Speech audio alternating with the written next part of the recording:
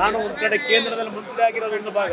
ನನ್ನ ಆರೋಗ್ಯದ ಒಂದು ಹಿನ್ನೆಲೆ ನಿಖಿಲ್ ಕುಮಾರಸ್ವಾಮಿಯವರ ಒಂದು ಮುಖಂಡತ್ವದಲ್ಲೇ ನಮ್ಮ ಹಿರಿಯ ನಾಯಕರುಗಳೇನಿದ್ದಾರೆ ಪಕ್ಷದಲ್ಲಿ, ಇಡೀ ರಾಜ್ಯದಲ್ಲಿ ನಿಖಿಲ್ ಕುಮಾರಸ್ವಾಮಿಯವರು ಪಕ್ಷ ಸಂಘಟನೆಗೆ ನಮ್ಮ ಹಿರಿಯ ನಾಯಕರು, ಹಿರಿಯ ಕಾರ್ಯಕರ್ತರ ಜೊತೆಗೂಡಿ ಪಕ್ಷದ ಸಂಘಟನೆಗೆ ಚಾಲನೆ ಕೊಡ್ತಕ್ಕಂಥ ತೀರ್ಮಾನ ಮಾಡಿದ್ದೇವೆ. ಮುಂದಿನ ಸಂಕ್ರಾಂತಿಯಿಂದ ಒಂದು ಹೊಸ ಒಂದು ಪಕ್ಷದ ಪುನಶ್ಚೇತನಗೊಳಿಸ್ತಕ್ಕಂಥ ನಿಟ್ಟಿನಲ್ಲಿ ನಮ್ಮ ಕಾರ್ಯಕ್ರಮಗಳನ್ನು ಪ್ರಾರಂಭ. ಮೂರು ಬಾರಿ ಸೋತ್ರು ನಿಖಿಲ್ಗೆ ಪಟ್ಟ ಕಟ್ತಾ ಇದೆ ಜೆಡಿಎಸ್. ಇದನ್ನ ಜೆಡಿಎಸ್ನ ಹಿರಿಯ ಶಾಸಕರು ಒಪ್ತಾರ? ಸೋಲಿನ ಸಿಂಪತಿಯನ್ನೇ ಗೌಡ್ರ ಕುಟುಂಬ ನಿಖಿಲ್ಗೆ ಬಳಸಿಕೊಂಡ್ರು ಅವ್ರನ್ನ ರಾಜ್ಯಾಧ್ಯಕ್ಷ ಮಾಡೋದಕ್ಕೆ, ಪಕ್ಷ ಸಂಘಟನೆ ಮಾಡೋದಕ್ಕೆ, ಆ ಮೂಲಕ HD ಕುಮಾರಸ್ವಾಮಿ ಅವರ ಸ್ಥಾನದಲ್ಲಿ ಕೂರಿಸೋದಕ್ಕೆ ಪ್ರಯತ್ನ ಮಾಡ್ತಾ ಇದೆಯಾ? ಇದನ್ನು ಅರ್ಥ ಮಾಡ್ಕೊಳ್ಳದೆ JDSನ ಹಿರಿಯ ಶಾಸಕರೆಲ್ಲರೂ ಕೂಡ ದಡ್ಡರಾಗ್ತಾ ಇದ್ದಾರೆ.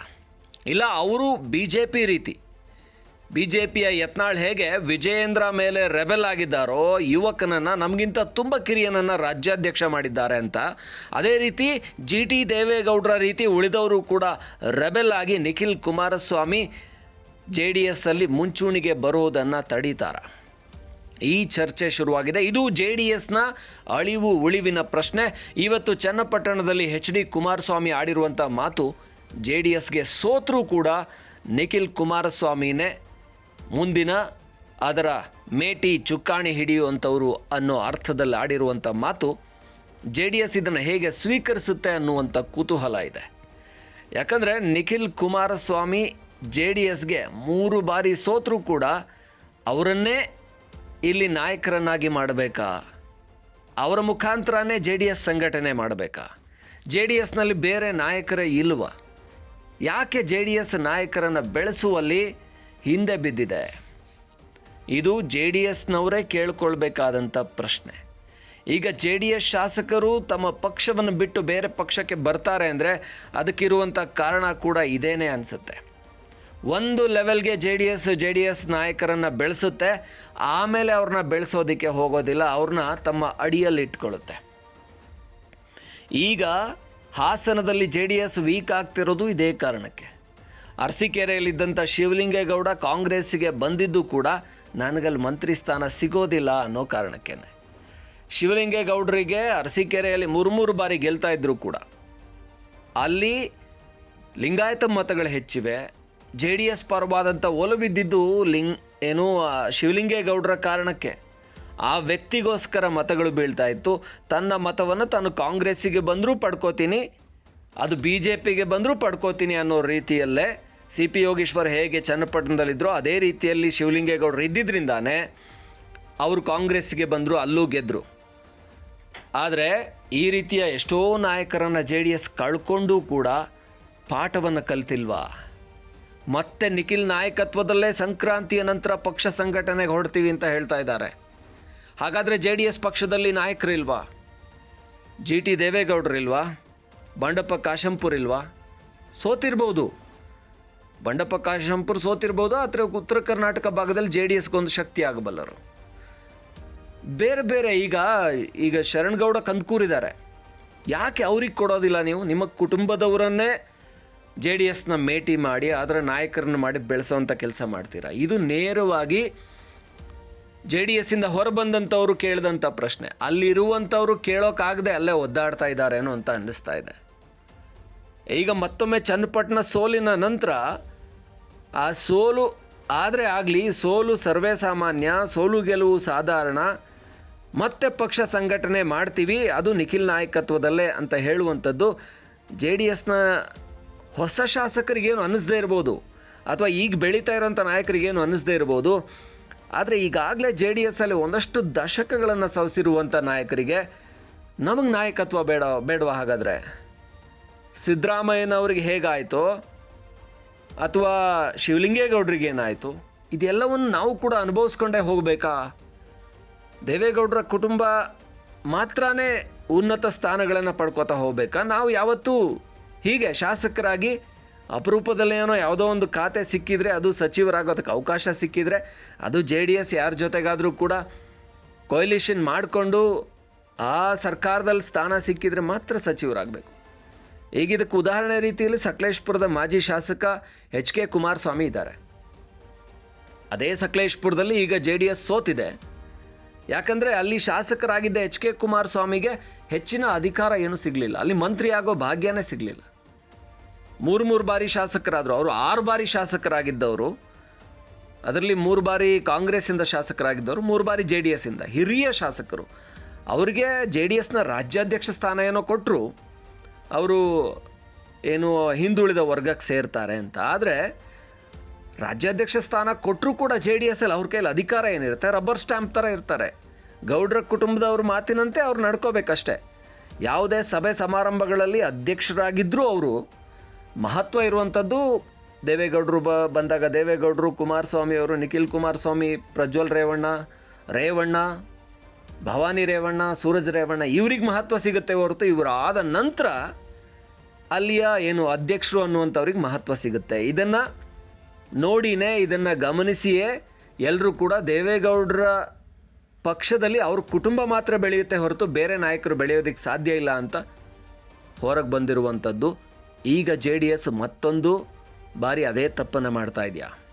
ನಿಖಿಲ್ ಅವರನ್ನು ಮುಂದಿನ ನಾಯಕ ಅಂತ ಬಿಂಬಿಸೋಕೆ ಹೊರಟು ಪದೇ ಸೋಲ್ತಾ ಇರುವಂಥ ನಿಖಿಲ್ ಅವರನ್ನು ಮುಂದಿನ ನಾಯಕ ಅಂತ ಬಿಂಬಿಸೋದಕ್ಕೆ ಹೊರಟು ಇನ್ನೊಂದಷ್ಟು ನಾಯಕರು JDS ಇಂದ ದೂರ ಆಗ್ತಾರಾ? ಈ ಆತಂಕ ಕೂಡ ಇರಬೇಕು. ಆದರೆ ಇದೆಲ್ಲವನ್ನ ದೂರ ಇಟ್ಟು ನಿಖಿಲನ್ನೇ ಮತ್ತೆ ಸಂಕ್ರಾಂತಿಯ ನಂತರ ಪಕ್ಷ ಸಂಘಟನೆಗೆ ಹೊರಡ್ತಾರೆ ಅಂತ ಕುಮಾರಸ್ವಾಮಿ ಹೇಳಿರುವಂಥದ್ದು. ಕುಮಾರಸ್ವಾಮಿ ರಾಜ್ಯದಲ್ಲಿ ಇದ್ದಿದ್ದರೆ ಒಪ್ಕೋತಾ ಇದ್ರು. ಕುಮಾರಸ್ವಾಮಿ ಅವರಿಗೇನೋ ಅನಾರೋಗ್ಯ ಇದೆ ಅಥವಾ ಅವರ ಏನು ರಾಜಕೀಯ ಸದ್ಯಕ್ಕೆ ಅವರು ಬೇರೆಯವ್ರಿಗೆ ಜವಾಬ್ದಾರಿ ಕೊಡ್ತಾ ಇದ್ದಾರೆ, ಅವರು ರಾಜ್ಯದಲ್ಲಿದ್ದರೂ ಕೂಡ ತನ್ನ ಮಗನಿಗೆ ಕೊಟ್ಟಿದ್ದಾರೆ ಅಂತ ಹೇಳಿದರೆ ಅವ್ರಿಗೇನೋ ಆರೋಗ್ಯ ಸರಿ ಇಲ್ವೇನೋ ಅಥವಾ ಓಡಾಟಕ್ಕೆ ಅವರಿಗೆ ಅಷ್ಟು ಸಪೋರ್ಟ್ ಮಾಡ್ತಾ ಇಲ್ವೇನೋ. ಸೊ ತಾನು ನೋಡ್ಕೊಳ್ತಾ ಅದನ್ನು ತನ್ನ ಮಗನಿಗೆ ಕೊಟ್ಟಿದ್ದಾರೆ, ಮಾರ್ಗದರ್ಶನ ಕೊಡ್ತಾ ಅಂತ ಅಂದ್ಕೋಬಹುದಾಗಿತ್ತು. ಆದರೆ ತಾನು ಕೇಂದ್ರಕ್ಕೆ ಹೋಗ್ಬಿಟ್ಟು ಅಲ್ಲಿರೋದ್ರಿಂದ ಅಲ್ಲಿ ತಾನು ಏನು ದೊಡ್ಡ ಖಾತೆ ಇದೆ, ಭಾರಿ ಕೈಗಾರಿಕೆ ಮತ್ತು ಉಕ್ಕು, ಹಾಗಾಗಿ ನನಗೆ ಅಲ್ಲಿ ಟೈಮ್ ಸಿಗಲ್ಲ, ರಾಜ್ಯದಲ್ಲಿ ಬೇರೆಯವ್ರಿಗೆ ಕೊಟ್ಟರೆ JDS ನಮ್ಮ ಕೈ ತಪ್ಪು ಹೋಗ್ಬಿಡುತ್ತೆ ಅನ್ನೋ ಕಾರಣಕ್ಕೆ ಮತ್ತೆ ನಿಖಿಲ್ರನ್ನ ಇಲ್ಲಿ ಇಟ್ಟು ತಾನು ಕೇಂದ್ರದಲ್ಲಿ ಇದ್ಬಿಡೋಣ, ರಾಜ್ಯದಲ್ಲಿ ನಿಖಿಲ್ ಇರಲಿ ಅಂತ ಹೊರಟಿರುವಂಥದ್ದು. ಪಾಪ ಸೋತಿದ್ದಾರೆ ನಿಖಿಲು, ಅವ್ರಿಗೆ ಇನ್ನೊಂದು ಅವಕಾಶ ಕೊಡಲಿ ಅಂತ ಭಾವಿಸೋದಕ್ಕಿಂತ ಪದೇ ಸೋತವ್ರಿಗಿಂತ ಗೆದ್ದಿರೋ ಹಿರಿಯ ನಾಯಕರಿಲ್ವ. ಈಗ GTD ಯಾಕೆ ರೆಬೆಲ್ ಆಗ್ತಾರೆ ಅಂದರೆ ಅವ್ರನ್ನ ಕೋರ್ ಕಮಿಟಿಯಲ್ಲಿ ಅಧ್ಯಕ್ಷರನ್ನು ಮಾಡ್ತಾರೆ. ಆದರೆ ಅದಕ್ಕೆ ಆ ಕೋರ್ ಕಮಿಟಿಗೆ ಏನು ಮಹತ್ವ ಇದೆ, ಏನು ಶಕ್ತಿ ಇದೆ, ಅದು ನಡೆಯೋದು ಕೂಡ ಒನ್ಸ್ ಅಗೇನ್ ನಿಖಿಲ್ ಕುಮಾರಸ್ವಾಮಿ ರೇವಣ್ಣ ಹೇಳ್ದಾಗೇನೆ ಅವರು ಆರ್ಡ್ರ್ ಮಾಡಿದ್ದನೇ ಕೋರ್ ಕಮಿಟಿ ಕೂಡ ಮಾಡಬೇಕು. ಅವರಿಗೆ ಸ್ವತಂತ್ರ ಅಧಿಕಾರ ಎಲ್ಲಿದೆ? ಆ ಕಾರಣಕ್ಕೆ ಎಲ್ಲರೂ ಸೈಡ್ ಲೈನ್, YVS ದತ್ತ ಸೈಡ್ ಲೈನ್ ಆಗಿದ್ದಾರೆ. GT ದೇವೇಗೌಡ ಪಕ್ಷನ ಬಿಟ್ಟು ಹೋಗ್ತೀನಿ ಅಂತಾರೆ. ಭಾಳಷ್ಟು ಶಾಸಕರು JDS ಜೊತೆಗೆ ಒಲ್ಲದ ಮನಸ್ಸಿಂದ ಇದ್ದಾರಾ? ಇದು ಬರುವ ದಿನಗಳಲ್ಲಿ ಮತ್ತಷ್ಟು ಬಿಗಡಾಯಿಸುವಂಥ ಪರಿಸ್ಥಿತಿ ಇದೆಯಾ? ಇನ್ನೂ ಕೂಡ ಗೌಡ್ರ ಕುಟುಂಬ ಈಗ ಆದಂಥ ಸೋಲುಗಳಿಂದ ಪಾಠವನ್ನೇ ಕಲ್ತಿಲ್ವಾ? ಬಹಳ ಮುಖ್ಯವಾಗಿ ನಿಖಿಲ್ ಕುಮಾರಸ್ವಾಮಿ ಚನ್ನಪಟ್ಟಣ, ರಾಮನಗರದಲ್ಲೆಲ್ಲ ಸೋಲೋದಕ್ಕೆ ಕಾರಣನೇ ಕುಟುಂಬ ರಾಜಕಾರಣ ಮಾಡ್ತಾರೆ ಅನ್ನೋದೇನೆ. ಅಲ್ಲಿನ ಜನ ತಾಯಿ ಸ್ಥಾನಕ್ಕೆ ಮಗನ್ ತಂದು ನಿಲ್ಲಿಸ್ತಾರೆ, ತಂದೆ ಸ್ಥಾನಕ್ಕೆ ಮಗನ್ ತಂದು ನಿಲ್ಲಿಸ್ತಾರೆ. ಅಂದರೆ ಇವ್ರ ಸ್ಥಾನಕ್ಕೆ ಇವ್ರ ಮೊಮ್ಮಕ್ಕಳೇ ಬರಬೇಕು, ಅವರೇ ಗೆದ್ಕೋಬೇಕು, ಬೇರೆ ಯಾರಿಗೂ ಪಕ್ಷದ ಕಾರ್ಯಕರ್ತರಿಗೆ ಬೆಳೆಯೋದಕ್ಕೆ ಅವಕಾಶನೇ ಇಲ್ವಾ, ಸ್ಥಳೀಯರಿಗೆ ಅವಕಾಶನೇ ಇಲ್ವಾ ಅಂತ ಮನಸ್ಸೊಳಗೆ ಆ ಒಂದು ಇಟ್ಕೊಂಡೇ ಉದ್ದೇಶದಲ್ಲಿ ಇದ್ದುಕೊಂಡೇ ಮತ ಹಾಕಿದ್ದು JDS ವಿರೋಧಿ ಮತಗಳು ಸೃಷ್ಟಿಯಾಗಿದ್ದು. ಇಷ್ಟು ಗೊತ್ತಿದ್ದು ಕೂಡ ಮತ್ತೆ ಎಡುತ್ತಾ ಇದ್ದಾರಾ ಅಂತ ಅನ್ನಿಸ್ತಾ ಇದೆ. ಇದು ಬರುವ ದಿನಗಳಲ್ಲಿ JDSನ್ನು ಮತ್ತಷ್ಟು ಸಂಕಟಕ್ಕೆ ಸಿಲುಕಿಸುತ್ತೆ. ಈಗಾಗಲೇ GT ದೇವೇಗೌಡ ಓಪನ್ ಆಗಿಯೇ ಈ JDSನ ಈ ನೀತಿ ವಿರುದ್ಧ ವಾಗ್ದಾಳಿ ಮಾಡೋದಕ್ಕೆ ಹೊರಟಿದ್ದಾರೆ. ಅವರು ಹೇಳ್ತಾ ಇರುವಂಥದ್ದು ಬೇರೆ ಇರ್ಬೋದು, ಆದರೆ ಅದರ ಹಿಂದಿರುವಂಥ ಸತ್ಯ ಗೌಡರ ಕುಟುಂಬ ಯಾವುದೇ ಕಾರಣಕ್ಕೂ ಕೂಡ ಬೇರೆ ನಾಯಕನನ್ನು JDSಲ್ಲಿ ಬೆಳೆಯೋದಕ್ಕೆ ಬಿಡೋದಿಲ್ಲ ಅನ್ನೋದೇನೆ. ಒನ್ಸ್ ಅಗೇನ್ ಸಿದ್ದರಾಮಯ್ಯ ಏನು ರೆಬೆಲ್ ಆದರೂ ಅದೇ ರೀತಿಯಲ್ಲಿ GT ದೇವೇಗೌಡ ಕೂಡ ರೆಬೆಲ್ ಆಗುವ ಲಕ್ಷಣಗಳಿದೆ. JDSನ ಬೇರೆ ನಾಯಕರಿಗೂ ಕೂಡ ಇದು ವ್ಯಾಪಿಸಿದ್ರೂ ಅಚ್ಚರಿ ಇಲ್ಲ. ನಾನು ಒಂದು ಕಡೆ ಕೇಂದ್ರದಲ್ಲಿ ಮಂತ್ರಿ ಆಗಿರೋದು ಒಂದು ಭಾಗ, ನನ್ನ ಆರೋಗ್ಯದ ಒಂದು ಹಿನ್ನೆಲೆ, ಆರೋಗ್ಯದಲ್ಲಿ ಚೆನ್ನಾಗೇ ಇದ್ದೇನೆ, ಏನು ತೊಂದರೆ ಇಲ್ಲ. ನಾನು 3ನೇ ಬಾರಿ ಆಪರೇಷನ್ ಮಾಡಿಸ್ಕೊಂಡು ಕೇವಲ 3 ದಿನಕ್ಕೆ ಇಡೀ ರಾಜ್ಯದಲ್ಲಿ 3 ತಿಂಗಳು ಕೆಲಸ ಮಾಡಿದ್ದೇನೆ. ಅದೇ ರೀತಿಯಲ್ಲಿ ಈಗಲೂ ಸಹ ಒಂದು ಕಡೆ ನಾನು ಏನು ಪಕ್ಷದ ಸಂಘಟನೆಗೆ ಜವಾಬ್ದಾರಿ ತಗೋಬೇಕಾಗಿದೆ. ನನಗೆ ಒಂದು ವಿಶ್ವಾಸ ಇದೆ, ನಮ್ಮ ಕಾರ್ಯಕರ್ತರು, ನಮ್ಮ ಪಕ್ಷದ ಶಾಸಕರು, ಮಾಜಿ ಶಾಸಕರು ಮೊನ್ನೆ ಚುನಾವಣೆಯಲ್ಲಿ ಅವರ ಒಗ್ಗಟ್ಟಿನ ಪ್ರದರ್ಶನ ಏನಿದೆ ಅವರೆಲ್ಲರಲ್ಲೂ ಮುಂದೆ ಈ ಪಕ್ಷವನ್ನು ಅಧಿಕಾರಕ್ಕೆ ತರತಕ್ಕಂಥ ನಿಟ್ಟಿನಲ್ಲಿ ಯಾವ ರೀತಿಯಲ್ಲಿ ಕೆಲಸ ಮಾಡಬೇಕು ಅನ್ನೋದ್ರ ಬಗ್ಗೆ ಈಗಾಗಲೇ ಒಂದು ವಿಶ್ವಾಸ ಅವರಲ್ಲಿ ಮೂಡಿದೆ. ನಿಖಿಲ್ ಕುಮಾರಸ್ವಾಮಿಯವರ ಒಂದು ಮುಖಂಡತ್ವದಲ್ಲೇ ನಮ್ಮ ಹಿರಿಯ ನಾಯಕರುಗಳೇನಿದ್ದಾರೆ ಪಕ್ಷದಲ್ಲಿ ಅವರ ಒಂದು ಮಾರ್ಗದರ್ಶನದಲ್ಲಿ ಇಡೀ ರಾಜ್ಯದಲ್ಲಿ ನಿಖಿಲ್ ಕುಮಾರಸ್ವಾಮಿಯವರು ಪಕ್ಷ ಸಂಘಟನೆಗೆ ನಮ್ಮ ಹಿರಿಯ ನಾಯಕರು, ಹಿರಿಯ ಕಾರ್ಯಕರ್ತರ ಜೊತೆಗೂಡಿ ಪಕ್ಷದ ಸಂಘಟನೆಗೆ ಚಾಲನೆ ಕೊಡ್ತಕ್ಕಂಥ ತೀರ್ಮಾನ ಮಾಡಿದ್ದೇವೆ. ಮುಂದಿನ ಸಂಕ್ರಾಂತಿಯಿಂದ ಒಂದು ಹೊಸ ಒಂದು ಪಕ್ಷದ ಪುನಶ್ಚೇತನಗೊಳಿಸ್ತಕ್ಕಂಥ ನಿಟ್ಟಿನಲ್ಲಿ ನಮ್ಮ ಕಾರ್ಯಕ್ರಮಗಳನ್ನು ಪ್ರಾರಂಭ